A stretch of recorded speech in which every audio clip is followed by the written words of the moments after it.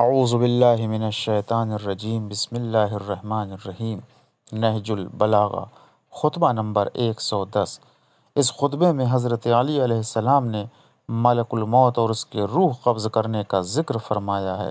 فرماتے ہیں کہ جب ملک الموت کسی گھر میں داخل ہوتا ہے تو کبھی تم اس کی آہٹ سنتے ہو، یا جب کسی کی روح قبض کرتا ہے تو کیا تم اسے دیکھتے ہو؟ حیرت ہے کہ وہ کس طرح ماں کے پیٹ میں بچے کی روح کو قبض کر لیتا ہے۔